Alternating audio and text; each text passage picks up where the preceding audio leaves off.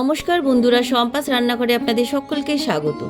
আজ আবার একটা রেসিপি নিয়ে আপনাদের কাছে চলে এলাম।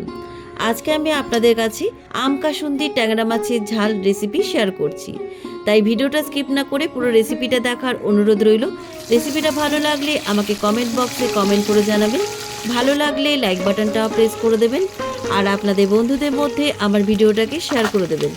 আর আমার নতুন বন্ধুদের কাছে অনুরোধ, আমার চ্যানেলটাকে সাবস্ক্রাইব করে পাশে থাকবেন। আর আমার চ্যানেলে নতুন নতুন রেসিপি দেখার জন্য পাশে থাকা ছোট্ট বেল আইকনটাও প্রেস করে দেবেন। চলুন আর কথা না বাড়ি, কীভাবে আজকে আম কাসুন্দির ট্যাংরা মাছের ঝাল বানাচ্ছি রেসিপিটা দেখে নেওয়া যাক।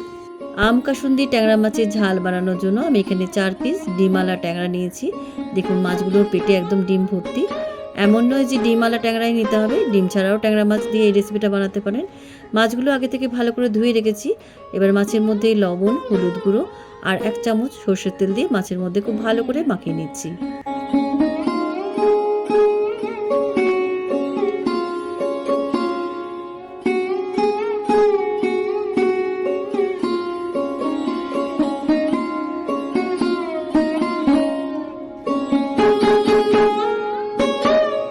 ট্যাংরা মাছগুলোতে লবণ, হলুদ গুঁড়ো আর সর্ষের তেল দিয়ে খুব ভালো করে মাখিয়ে নিয়েছি।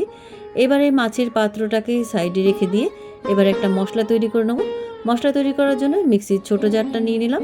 এবারে জারের মধ্যে আমি দিয়ে দিচ্ছি 1 টেবিল চামচ কালো সর্ষে, আর দিয়ে দিচ্ছি এর মধ্যে 2 টেবিল চামচ হলুদ সর্ষে, দিয়ে দিলাম এর মধ্যে 6টা কাঁচা লঙ্কা।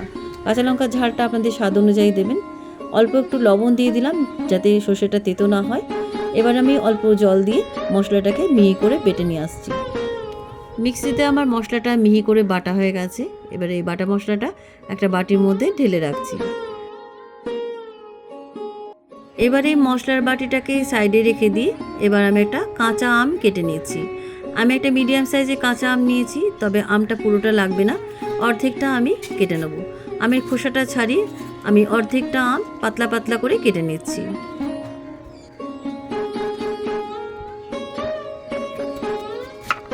অর্ধেকটা আম আমি পাতলা পাতলা করে কেটে নিয়েছি, এর থেকে বেশি আমের প্রয়োজন নেই। এবার আমি রান্নাটা শুরু করে দেবো। প্রথমে আমি মাছগুলো ভেজে নেব। মাছ ভাজার জন্য ইন্ডাকশানে একটা কড়াই বসিয়ে দিলাম। কড়াইটা ভালোভাবে গরম হয়ে যাওয়ার পর কড়াইয়ের মধ্যে মাছ ভাজার জন্য পরিমাণ মতো সর্ষের তেল দিয়ে দিলাম।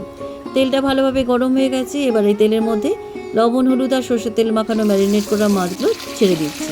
তবে মাছগুলোকে খুব কড়া করে ভাজবো না, হালকা করে ভেজে নিয়ে তুলে নেব। দেখুন মাছের মধ্যে তেল মাখানো ছিল বলে তেল দেওয়ার সাথে সাথে খুব একটা ফাটছে না। তবে ট্যাংরা মাছ তো খুব একটা ভরসা নেই, যদি মাছ খুব ফাটে তাহলে আপনারা ঢাকা দিয়ে দিয়ে মাছগুলোকে ভেজে নিতে পারেন।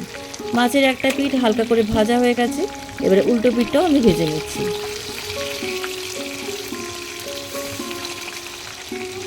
সব কটা ট্যাংরা মাছ আমার হালকা করে ভাজা হয়ে গেছে। এবারে ভাজা মাছগুলোকে একটা পাত্রের মধ্যে তুলে নিচ্ছি।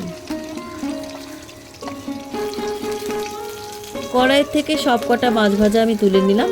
এবার এই মাছ ভাজা তেলের মধ্যে দিয়ে দিচ্ছি 1/2 টিস্পুন কালো জিরে, আর দিয়ে দিচ্ছি এর মধ্যে 3-4টে চেরা কাঁচা লঙ্কা।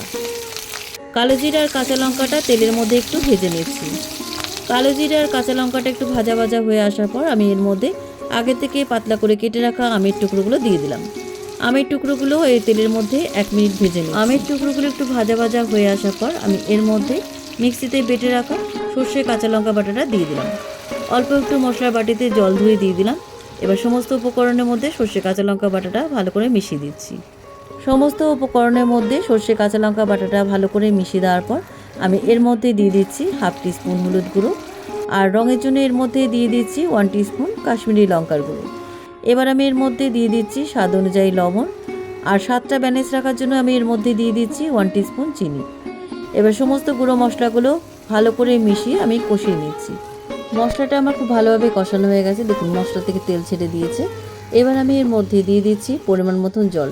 জলটা কিন্তু খুব বেশি দেবেন না, এই রান্নায় কিন্তু গ্রেভিটা একটু ঘন থাকলে খেতে ভালো লাগবে। জলটা খুব ভালোভাবে মিশিয়ে দিচ্ছি। ঝোলটা ফুটে গেছে। এবার আমি ভেজে রাখা ট্যাংরা মাছগুলো এক এক করে ঝোলের মধ্যে দিয়ে দিচ্ছি।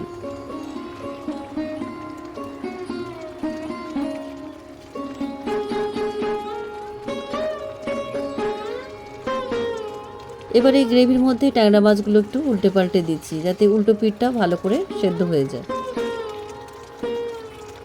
রান্নাটা প্রায় আমার শেষের দিকে। এবার নামাবার আগে আমি কয়েকটা চেরা কাঁচা লঙ্কা দিয়ে দিলাম। এই শেষে কিন্তু কাঁচা লঙ্কাটা দিতে ভুলবেন না, এই কাঁচা লঙ্কার গন্ধটা কিন্তু এই রান্নায় দারুণ ভালো লাগে, আর এটা কিন্তু শেষেই দেবেন। এবার আমি ইন্ডাকশান থেকে কড়াইটা নামিয়ে একটা মাটির পাত্রের মধ্যে আম কাসুন্দি ট্যাংরা মাছের ঝাল সার্ভ করলাম। কেমন লাগলো আজকের আম কাসুন্দি ট্যাংরা মাছের ঝাল রেসিপি? আপনারাও বাড়িতে এইভাবে একবার আম কাসুন্দি ট্যাংরা মাছের ঝাল রান্না করে গরম ভাতের সাথে খেয়ে দেখুন, এক থালা ভাত নিমিষেই শেষ হয়ে যাবে। রেসিপিটা কেমন লাগলো আমাকে কমেন্ট করে জানাতে ভুলবেন না। ভালো লাগলে লাইক বাটনটাও প্রেস করে দেবেন, আর আপনাদের বন্ধুদের মধ্যে আমার ভিডিওটাকে শেয়ার করে দেবেন।